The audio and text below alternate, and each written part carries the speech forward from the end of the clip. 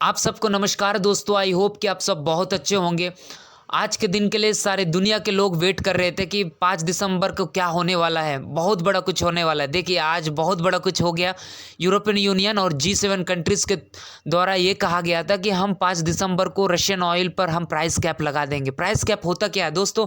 Price cap मतलब ये होता है कि जो यूरोपियन यूनियन तय करेंगे कि इतने रुपया में रशिया को ऑयल बेचना है तो उतने रुपया में बेचना है। उससे ज़्यादा का यदि बेचा तो उस पर सैंक्शंस लगा देंगे, और जो खरीदते हैं, जो कंट्री खरीदेंगे उन पर भी सैंक्शंस हम लगा देंगे। और फाइनली आज के 5 दिसंबर आ गया और आज के दिन उन्होंने प्राइस कैप लगा दिया। और प्राइस कैप ये लगाया कि 60 बैरल प्रति डॉलर जो है रुपया लगाया है। यदि इससे ज़्यादा कोई कंट्री खरीदेगा उससे तो उस पर भी सैंक्शंस लाद देंगे। लेकिन हम यहाँ इंडिया के पर्सपेक्टिव से देखेंगे, इंडिया को कोई फ़र्क पड़ेगा क्या इससे? जी बिल्कुल नहीं। इस पर तो इंडिया को ज़्यादा कोई फ़र्क तो पड़ने वाला है ही नहीं। और इस बारे में जब एस जयशंकर से पूछा गया कि इंडिया क्या खरीदेगा कि कम करेगा यूरोपियन यूनियन के दबाव से, तो उन्होंने कहा हम तो जितना तेल खरीदते हैं उतना खरीदेंगे और जितना ज़रूरत पड़ेगा हम उससे और भी ज़्यादा खरीदेंगे। और बातों बातों में उन्होंने यूरोपियन यूनियन को भी टांग खिंचाई किया। देखिए यूरोपियन यूनियन तो हमसे ये ना सिखाए कि हमें कितना खरीदना है, क्या प्राइस में रखना है। ये सब हम पर किसी का अधिकार नहीं है बोलने का।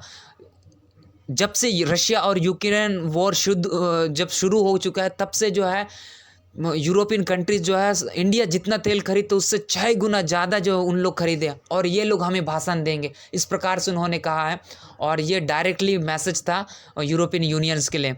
और देखा जाए तो यहाँ पर यूएस के लिए भी बड़ा धक्का वाली बात है। यहाँ इंडिया के हमेशा एक ही स्टांसेस रहता है कि सीधा जो हमारे नागरिक को आवश्यकता है, जितना ज़्यादा नेसेसरी है उसी बात पर हम अमल करेंगे और हम वैसे ही तेल को खरीदेंगे या अपनी चीज़ों को मंगवाएंगे। देखा जाए तो इंडिया जो है किसी से भी डरता नहीं। इंडिया को कहा जाए तो इंडिया इस समय ना यार एक अलग से गेम खेल रहा है। ठीक है, एक इंडिया बीच में खड़ा है, दुनिया के अधर में खड़ा है। दुनिया 2 भाग में यदि इंडिया बीच में नहीं होता अभी तक बढ़ जाता है। इंडिया कहीं ना कहीं जो है पूरी दुनिया को बैलेंस कर रहा है। एक साइड रशिया और चाइना है, एक साइड जो है यूरोपियन यूनियन और यूएसए है। और कहीं ना कहीं जो है इंडिया जो इस चीज़ों को बैलेंस कर रहा है वो कैसे देखा जाए तो इंडिया एक बहुत बड़ा मार्केट है। यूएस के लिए भी मार्केट है, चाइना और रशिया के लिए भी इंडिया बहुत बड़ा मार्केट है। तो सब इंडिया पर डिपेंड रहते हैं। यदि चाहे तो US by the way India पर ऊपर ये कहा जाए कि इंडिया को भी प्राइस कैप फॉलो करना है। यदि ऐसे होगा तो यदि कल के दिन में इंडिया मना कर देगा तो ऑब्वियसली बात है यूरोपियन बहुत ज़्यादा यूरोप के कंपनीज है, अमेरिकन कंपनी इंडिया में, तो इंडिया भी हो सकता है कल के दिन में उनके अगेंस्ट बहुत बड़ा कुछ स्टेप ले, जिसके कारण यूएस को भी लॉस हो सकता है। तो उनको भी कहीं ना कहीं डर है। तो उनको भी सबसे ज़्यादा प्रॉब्लम तो यूएसए और यूरोपियन कंट्री को ये है कि प्राइस कैप लगाएंगे तो इंडिया फॉलो करेगा कि नहीं। उनको पता है कि इंडिया बिल्कुल भी फॉलो नहीं करेगा। और इस मुद्दे को लेकर उन्होंने हमेशा से यूएस कई बार पॉलिसीज़ बनाता है। इसका मतलब सबसे ज़्यादा तो यूएसए कोई डर है कि कहीं इंडिया जो है ज़्यादा बायस ना हो जाए या फिर चाइना और रशिया की तरफ ना चले जाए। तो इस चक्कर में देखते हैं पिछले दिनों में यूएस कोर्ट से ये स्टेटमेंट आया था कि India as much as you want to buy the Russian oil you can buy. मतलब ऐसे बोले कि इंडिया के लिए हम कोई प्राइस कैप लगाएंगे या ना, मतलब इंडिया को कोई हम सैंक्शंस लगाएंगे नहीं। मतलब इसमें भी बड़ा इंडिया बहुत बड़ा एक रोल प्ले करता है।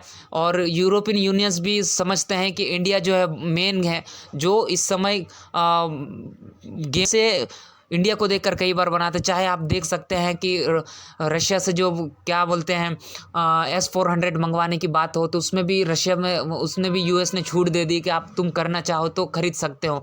और अभी भी देखते हैं ऑयल वाला भी बात इस प्रकार से कहे। तो इस समय जो है इंडिया सबके लिए जो है एक मेन मुद्दा बन चुका है इन द वर्ल्ड में। यदि इंडिया थोड़ा भी इधर यदि रशिया की ओर झुक गया ना तो पलड़ा जो रशिया की बारी हो जाएगा।